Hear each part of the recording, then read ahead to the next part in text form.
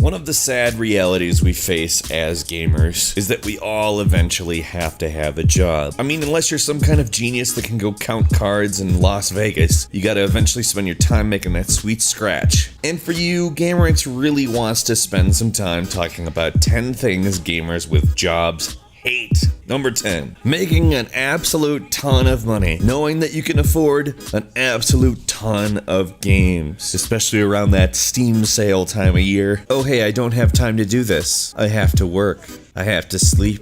Why don't you play video games anymore? I do everything I can. I want to play them. Look at all these games I bought. You have to know how much I want to play them. I didn't spend this money for no reason. Like, the games themselves aren't trophies. The trophies within the games are. And I can't get to them. Like, my boss wants this report on his desk on Monday. What am I supposed to do? Do my work, I guess. Number 9, giving up multiplayer games in favor of single-player games due to the time investment required to be proficient at them. Multiplayer games are very rewarding experiences, and I feel like that's because they take a long time to learn, and even longer to master. The time investment to get your skills to a level that is considered proficient, as well as learning the culture and community of the game itself, makes embedding yourself a difficult prospect. It takes a long time. A single-player game, on the other hand, just takes a little while to teach you how to play it and then drops you into its narrative. Or if it's not a narrative-driven game, it's sandbox. Whatever, it doesn't matter. You're ready to play. This is you playing the game. You don't have to invest time in order to stop yourself from doing something stupid. You can just go do something stupid. It's fine. There's nobody bullying you because you're a noob. Not that that's really an appropriate thing for people to do. Number 8, being extremely excited about a game and trying to talk about it to coworkers. As much as a lot of people play video games now, not everybody does. And like you, everybody else at work has less time than they'd like. A lot of people choose to spend that time with their quote-unquote families. Who needs that, right? It's so sad. Yeah, let's just back off that. So anyway, you try to tell your coworker at the water cooler about how great your level 13 cleric is, and they just look at you and say, "There's just no clerics in the NFL. I don't want to talk about this." Number 7, having to schedule your gaming. It's Saturday, 1 p.m.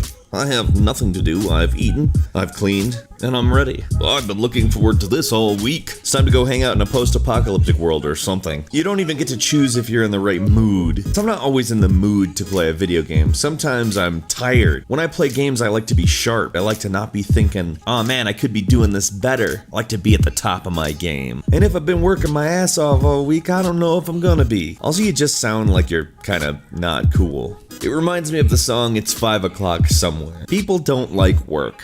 Number 6, skipping important cutscenes, because you need more time to play. Ultimately, that's what you're trying to do. You're trying to get the most out of the game. You're trying to get as far as you can. Trying to meet some milestones. We're not always able to do that, but as somebody with limited time due to their work, sometimes you have to forego the important parts of the narrative in order to get somewhere with your time. I'm somebody who plays games for narrative. I love story, but I also know how to basically get the point. And once I've gotten the point, if I'm strapped for time, I need to move on.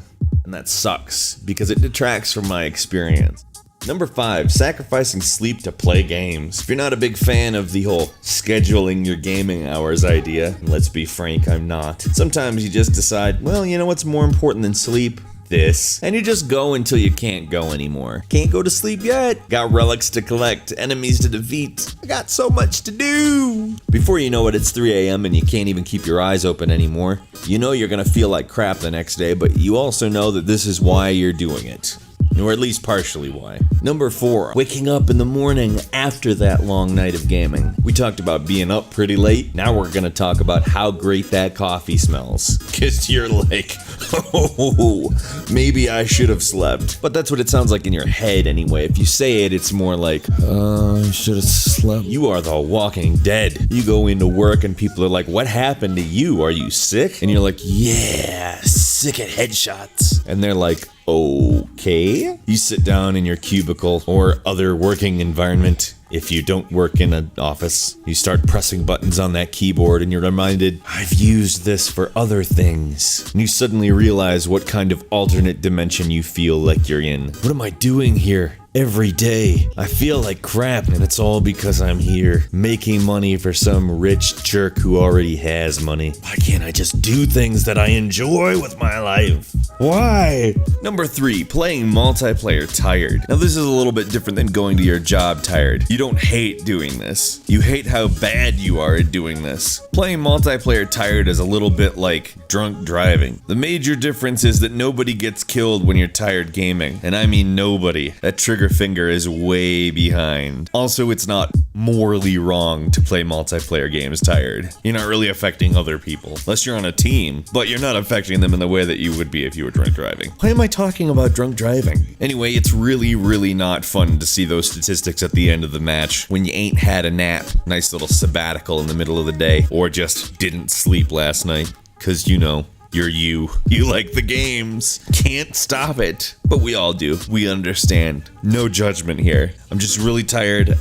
I'm starting to think that camping might be the right way to go. Number 2, having to skip big open world games because you know you're not going to finish them. I mean, you're paying $60 for that game. You know that you put the work in to earn it. And you also know you're probably not going to put the work in to finish it. It's sad. I mean really sad. Because honestly, I'd like to play every open world game. I'd like to start them, then eat or sleep maybe a couple times, and then get done. You've got a routine you've got to stick to, and you've got to push gaming itself in. People who have to work instead of play open world games at this point in time are really missing out. Open world games are getting to be at their peak, so to speak. A lot of them are reaching the absolute epitome of what an open world game should be. And to think that it may evolve even further than that shocks and astounds. It's just too bad. It's just too bad. And finally, number 1, hardcore gamers who unfortunately have to get used to playing casual games because that's what they have time for. This is not to poo-poo on casual games. I play Clash of Clans and Bejeweled Blitz every single day,